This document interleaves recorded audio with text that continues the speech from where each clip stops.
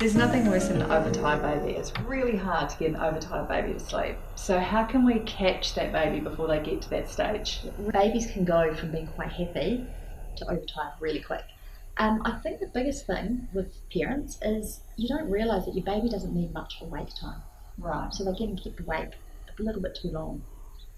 Also, early tired signs are really hard to tell. You know, they're not just, it's not easy.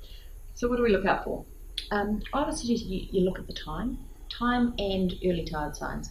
So for a newborn, they might only be able to stay awake 45 to 60 minutes. Early tired signs that are really subtle, little jerky movements. Your baby can look like they're sort of jerking away, and so that's a really, really early sign. Red eyebrows. Yeah, that's weird, isn't it? Yeah. Because once you said that to me, I saw that Luca would have red eyebrows, and I'd be like, oh my goodness, you're tired, get to bed. Totally. And also you might be talking away to him and he might just sort of zone out. Does that a lot? Yeah.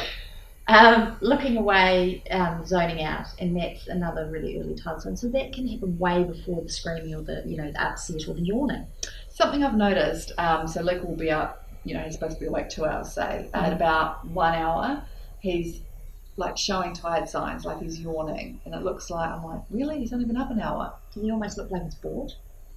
He could be bored. It can be just as easy to change their, environment, like they might be sick of lying on the floor, or they might just need a change. So that can be boredom. Yeah, can be boredom. Probably more, when a baby's a little bit older, or sort of post 4 months. But so you might just want to pick them up and take them for a wee walk. Maybe take them for a walk outside. Take them for a walk around the house, and that happens helps to stretch out the time that they're not doing anything that's overly stimulating. So it's just a nice gentle way to stretch out that awake time. So you see a tired sign, what do you do? It's like, right, action, let's swaddle you, get you in bed. No, what I suggest is having a nice wind down. Okay. And that can be like a transition. So they're awake, you transition them to sleep. That can be, part of taking them outside.